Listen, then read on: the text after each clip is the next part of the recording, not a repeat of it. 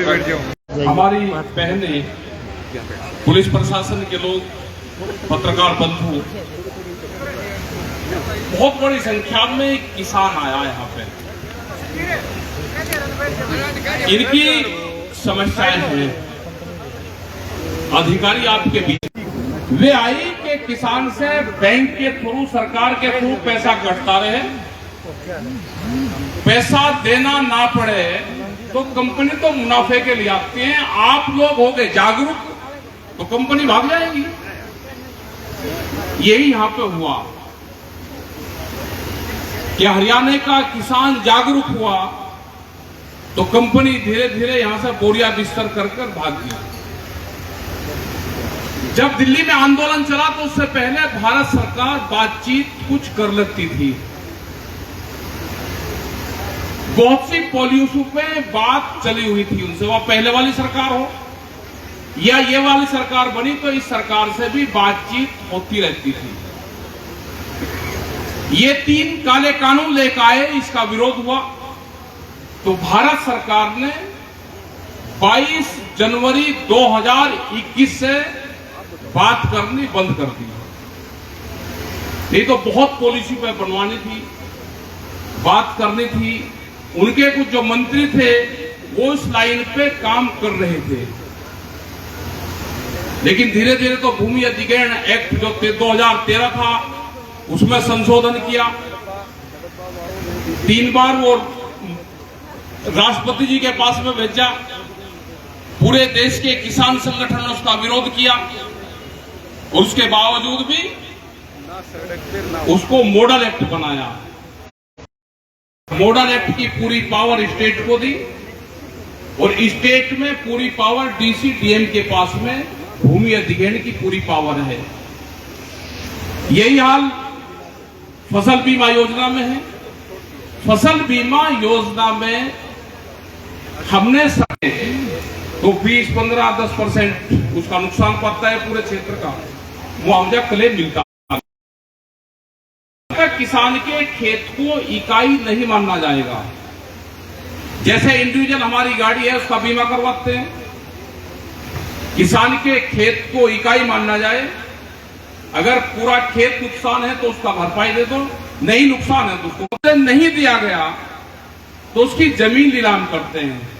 जैसे राजस्थान में हुआ था, अभी राजस्थान में तो इनकी सरकार नहीं, लेकिन वहां पे किसान की जमीन नीलाम हुई। उसकी 10 किल्ले जमीन थी, उस पर करीब 12-13 लाख रुपए का कर्जा था और वह जमीन उन्होंने नीलामी करी। वह करीब 70-75 हजार रुपए में ही, 75 लाख रुपए में वह पूरी जमीन उसकी नीलाम करती, जिसका सर्किल रेट भी 21 लाख रुपया किल्ला था। वहां पे हम गए, वह उसकी योजना पूरी कैंसिल हुई, वह नीलामी कैंसिल हुई, फिर वह पूरी योजना कैंसिल की। हमने सरकारों को यह सुझाव दिया कि किसी किसान की अगर जमीन नीलाम करनी भी पड़े तो सर्किल रेट के हिसाब से जितने आपके पैसे बैठ रहे हैं उसकी जमीन को मीटरों में करो, उसकी निशानदेही करो, उसके आप नीलामी की बोली लगवाओ। पहले तो होनी नहीं चाहिए, अगर करनी भी है तो उसको नोटिस दो, 6 महीने का टाइम दो और उसकी निशानदेही करो कि उसमें 5 लाख रुपए का कर्जा है और सर्किल रेट भी वहां पे 40 लाख रुपया किल्ला है। आपको जितने मीटरों में चाहिए उसकी 250 मीटर बैठती है, 500 मीटर बैठती है, सड़क के नजदीक की बैठती है। सर्किल रेट के हिसाब से उसको चिन्हित कर दो, उसको नीलाम कर दो। लेकिन ना ये क्या करते हैं कि पूरी जमीन उसकी नीलाम करेंगे। तो ये तो देश कहीं पे भी हम नीलाम करने वालों को भी इलाज करेंगे और लेने वालों का भी इलाज करेंगे। ये नहीं अब देश में होगा। व्यापारी की जमीन हो, वो सर्किल रेट अपना बढ़वा लगता है, मार्केट रेट बढ़वाता है, सर्किल रेट कम होता है कि आपकी 70% जमीन व्यापारियों के पास में चली जाएगी। जमीन को बचा कर रखना, आपकी जमीन रात के अंधेरे में भी बिकती है और फसल दिन के उजाले में नहीं बिकती। बहुत गहरे सवाल हैं, बहुत मुद्दे हैं। अधिकारी बीच में आए हैं यहाँ पे। जो कमेटी ने फैसला लिया, पूरी पंचायत, हम सब लोग कमेटी के फैसले के साथ में हैं। अगर अधिकारी कोई ठोस निर्णय, कोई ठोस डिसीजन, कोई ठोस सवाल लेकर नहीं आए होंगे तो पूरी कमेटी का जो निर्णय है हम उसके साथ में हैं। बहुत से सवाल हैं भारत सरकार से, हरियाणा सरकार से। कई बार ये अखबारों में छपवाते हैं कि सूरजमुखी का जो एक आंदोलन चला कि राजस्थान में कम रेट है और जगह कम रेट है, उसका तेलंगाना में कम है, हम यहां पर ज्यादा दे रहे। आंदोलन और किसानों पे लाठियां हरियाणा ने चलाई और भाव राजस्थान से मांगे। भाई जिसके मंडा है, जिसके शादी ब्याह है, टेंट उसी के वार ठीक लगते हैं। हमने कहा कि मोदी एमएसपी गारंटी कानून देश में चाहिए। बार बार कहते हैं कि आप प्रधानमंत्री जी का विरोध करें ना। भाई हम नहीं करते विरोध। हमने तो एमएसपी के सामने भी मोदी नाम जोड़ दिया। मोदी एमएसपी गारंटी कानून अब देश में लागू होना चाहिए, क्योंकि सरकार ही कहती है कि एमएसपी थी, है और रहेगी। प्रेस के लोग भी बहुत क्वेश्चन पूछते हैं कि जी एमएसपी के तो रेट बढ़ाए। वे रेट कागजों में बढ़ाए, धोखा देने के लिए बढ़ाए कि आम लोगों को पता चला कि देखो भारत सरकार तो रेट बढ़ा रही, ये किसान वैसे ही आंदोलन करते हैं। हमने कहा कि इस पे कानून बना दो, सरकार को जितनी परचेजिंग करनी है सरकार उतनी कर ले। व्यापारी को जिसको अनाज पे व्यापार करना है वो एमएसपी से कम पे खरीद ना करे, ये हमारा सवाल है। इस पे आंदोलन होगा।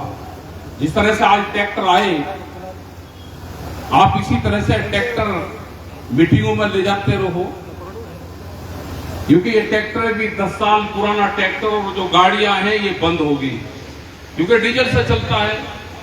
ये जो सरकार है ये बड़े व्यापारियों की सरकार है, उद्योगपतियों की। उनको फायदा कैसे होगा तो स्कीम बनानी पड़ती है उनके लिए, क्योंकि उनको नुकसान ना हो। 10 साल में ट्रैक्टर बदलोगे तो कंपनी को फायदा होगा, कार बदल जाएगी तो कंपनी को फायदा होगा, जो मिस्त्री है वो बेरोजगार होगा। तो बड़े लोगों को फायदा कैसे होगा तो उसकी बहुत ध्यान सरकार रखती है इनका। हमारा विरोध है कि डॉक्टर की गाड़ी, किसान की गाड़ी, किसान का ट्रैक्टर, जज की गाड़ी और एक रोडवेज की चलने वाली गाड़ी सारी एक कैटेगरी में कैसे आ जाएगी? एक जज की गाड़ी, डॉक्टर की गाड़ी कितनी चलती है, किसान का ट्रैक्टर कितना चलता है, रोडवेज की गाड़ी 500-700 किलोमीटर चलती होगी, लेकिन किलोमीटर पे नहीं। 10 साल पूरे होंगे तो ये बंद होंगे। हमने भी बता दिया कि 10 साल तक किसान का ट्रैक्टर रहेगा और 10 साल के बाद में उसका नाम टैंक हो जाएगा, टैंक, किसान का टैंक। एक आंदोलन तो बड़ा होगा, मौसम ठंडा और आंदोलन गर्म होगा। मौसम ठंडा और आंदोलन गर्म होगा, ये तो भाषाओं को समझने वाला क्षेत्र है। इसे कहोगे कुछ ही लेकिन समझेगा ये बिल्कुल ठीक। दूसरा एक अभी यहाँ के एक मंत्री थे, उन्होंने बयान दिया। बयान तो तफरी में दिया, वैसे तो देते नहीं कोई बयान, क्योंकि जो एक हमारे वहां के केंद्रीय मंत्री है वो यहाँ पर बैठे हुए थे, तो उनको कहा भाई यूपी वालों को इनको रोको। एक आधे गलत लोग भी आए हैं आपके बीच में। 13 महीने के आंदोलन में हमने बहुत बार हरियाणा में आए, हरियाणा के लोगों को समझाने का काम किया। हरियाणा के लोग उग्र ना हो, उनको शांत रखने का काम किया। नहीं तो हरियाणा तो 5, 6, 8 दिन में काम करते, 8 दिन से ज्यादा हरियाणा में आंदोलन चल ही नहीं सकता।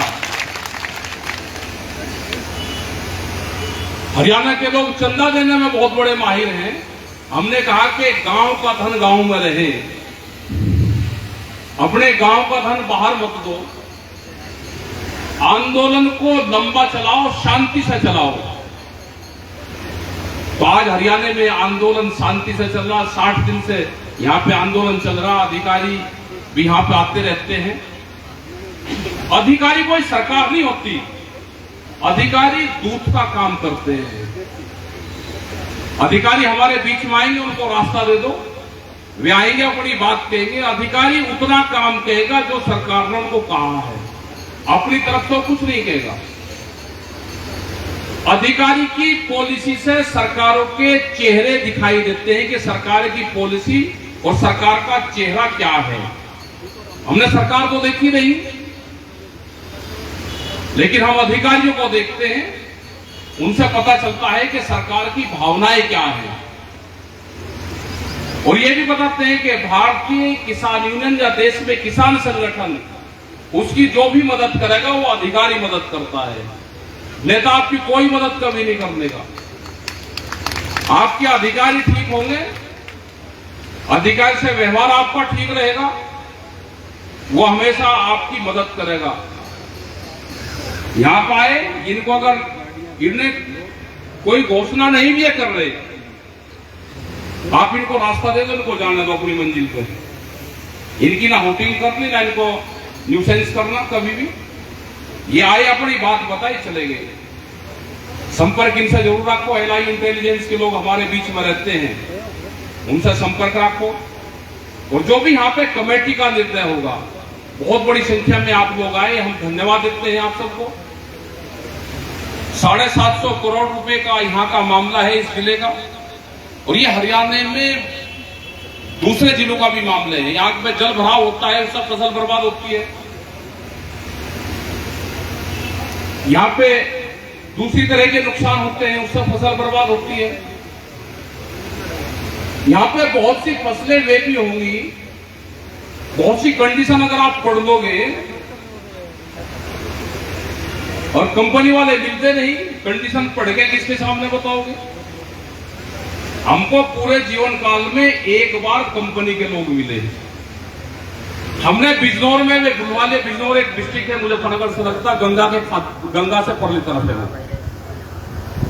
उन्होंने गन्ना भी हमारे उसमें फसल में डाल रखा था, प्रीमियम कटता, क्योंकि पूरी गन्ने की बेल्ट है अपनी, और कले मिलना नहीं था क्योंकि गन्ने में नुकसान नहीं है। हमने उनको कहा, भाई गन्ने का नुकसान आप कैसे दोगे? उन्होंने कहा कि गन्ना अगर बाढ़ में बह जाएगा तो हम क्लेम देंगे, मगर बाढ़ में गन्ना बहता ही नहीं। मगर हमारा ये इसमें से गन्ने की फसल काटो, तो बहुत मुश्किल से गन्ने की फसल कटवाई, नहीं तो उसी से ही काटते थे पैसा। क्योंकि गन्ने की जो वो होता है, जो पैसा आता है, शुगर मिल में डाले, सीधा बैंक में जा, बैंक से वहां कट गया। अनपढ़ किसान है, कितना किसने काट लिया पता भी नहीं लगता। तो बहुत फायदे का सौदा था, तो हमने तो गन्ना हटवाया उसमें से। मगर गन्ने की पैदावार कम होगी तो दोगे कि ना, उसका नहीं देने के। आग लग जाएगी उसका दोगे कि उसका भी कुछ नहीं देने के, क्योंकि गन्ने में अगर आग लग जाए तो भी नुकसान नहीं होता, वो धुलाई हो जाती है। महाराष्ट्र में, मध्य प्रदेश में तो खड़े गन्ने में आग लगा देते हैं, उसको फेर कर सर में उसमें डाल देते हैं इंजन में। मगर कहीं का अभी अगर बाढ़ आ जाएगी, वो गन्ना खत्म हो जाएगा सारा, तो देंगे, बाढ़ आती नहीं कहीं, तो इसका मतलब कंपनी का फायदा ही फायदा, हमारी फसल काटो। तो यहाँ पे भी वो चीजें आप देखना, प्रीमियम कितना कट रहा है, किस फसल से कट रहा है। कोई फसल ऐसी तो नहीं कि उसको बाहर निकालना हो, वो आप यहाँ पे भी आप सर्वे करना। और जो हमारे पैसे हैं 750 करोड़ रुपया, वो सरकार देगी, जो आपने फैसला कर लिया है। क्योंकि आंदोलन, ये 2 ही आंदोलन हरियाणा में अभी फसल बीमा के चल रहे हैं। एक यहाँ पे चल रहा है, एक शायद हिसार में कहीं चल रहा है, हिसार में चल रहा है। तो आप चलवाओ इस आंदोलन को। एडवोकेट और सब आपके साथ में है, सब लोग आपके साथ में है इस आंदोलन में।